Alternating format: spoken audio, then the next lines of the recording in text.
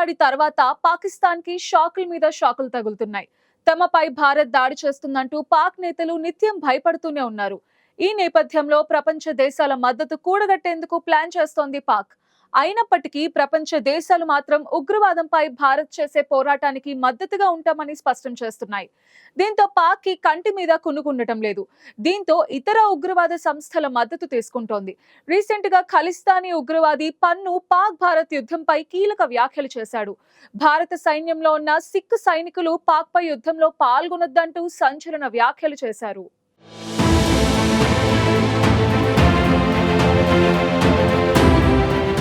పహల్గామ్ ఉగ్రదాడి తర్వాత భారత్ పాక్ మధ్య పరిస్థితులు రోజురోజుకు ఉద్రిక్తంగా మారుతున్నాయి.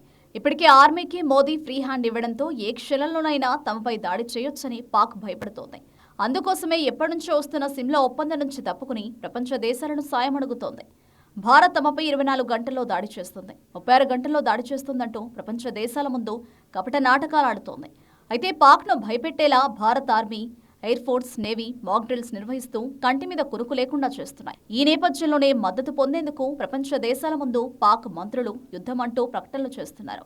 అయితే పాక్ కపట నాటకాలను ప్రపంచ దేశాలు నమ్మడం లేదు. ఇప్పటికే ఉగ్రవాదంపై పోరాటానికి భారత్కు మద్దతిస్తామని అమెరికా స్పష్టం చేసింది.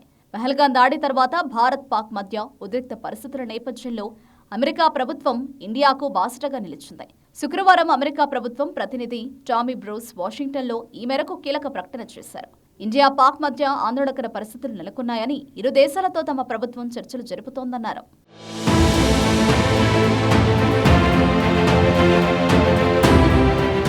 మరోవైపు ఇప్పటికే అమెరికా అధ్యక్షుడు డొనాల్డ్ ట్రంప్ నేరుగా మోదీతో మాట్లాడారు. ఉగ్రవాదం విషయంలో మోదీకి తన పూర్తి మద్దతుని తెలిపారు. ఇండియాలో జరిగిన ఉగ్రవాద దాడిని అమెరికా తీవ్రంగా వ్యతిరేకిస్తోందని, ఉగ్రవాదంపై పోరాటం చేస్తున్న భారత్కు తోడుగా నిలుస్తామని, ప్రధాని మోదీకి అండగా ఉంటామని టామీ బ్రూస్ అన్నారు.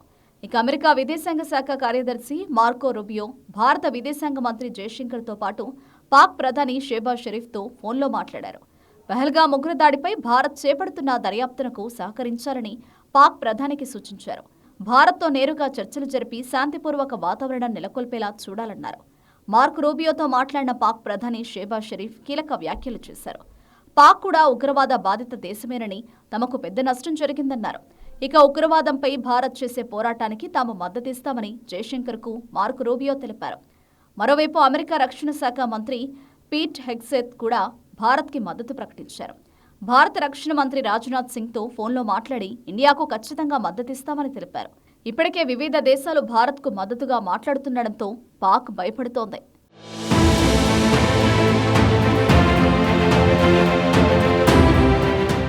భారత్ పాక్ మధ్య యుద్ధ వాతావరణం నెలకొన్న నేపథ్యంలో ఖలిస్తానీ ఉగ్రవాది గురుపత్వంత్ సింగ్ పన్ను వివాదాస్పద వ్యాఖ్యలు చేశారు. ఓ వీడియోను విడుదల చేసిన భారత్పై మరోసారి అక్కసు వెళ్లగక్కాడు. భారత సైన్యంలో సేవలందిస్తున్న సిక్కు మతానికి చెందిన సైనికులను ఉద్దేశించి పాకిస్తాన్తో యుద్ధం జరిగితే అందులో పాల్గొనవద్దని సూచించారు. పాకిస్తాను శత్రు దేశంగా కాకుండా స్నేహపూర్వక దేశంగా పేర్కొంటూ భారత్ పాకిస్తాన్ మధ్య యుద్ధానికి సిక్కులు నో చెప్పాలని, ఈ విషయం సిక్కులు ఐక్యంగా ప్రధానమంత్రి నరేంద్ర మోదీకి చెప్పాలని వ్యాఖ్యానించారు.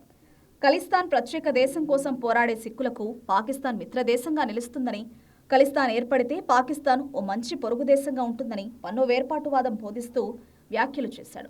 పాకిస్తాన్కు విరుద్ధంగా కాకుండా స్నేహ దృక్పథంతో ఉండాలన్నాడు.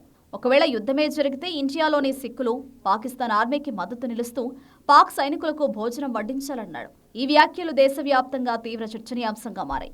పన్ను వ్యాఖ్యలు ఇప్పుడు పెద్ద దుమారం రేపుతున్నాయి. ఇటీవలే పాక్ ఎంపీ పల్వాషా ఖాన్ ఇదే తరహా వ్యాఖ్యలు చేసింది. భారత్ దాడి చేస్తే సిక్కులు పాకిస్తాన్ వైపునే నిలుస్తారని తెలిపింది. యుద్ధం తర్వాత పాకిస్తాన్ ఆర్మీ ఇండియాలో బాబ్రీ మసీదు నిర్మిస్తుందని మత చిచ్చు పెట్టే విధంగా వ్యాఖ్యలు చేసింది.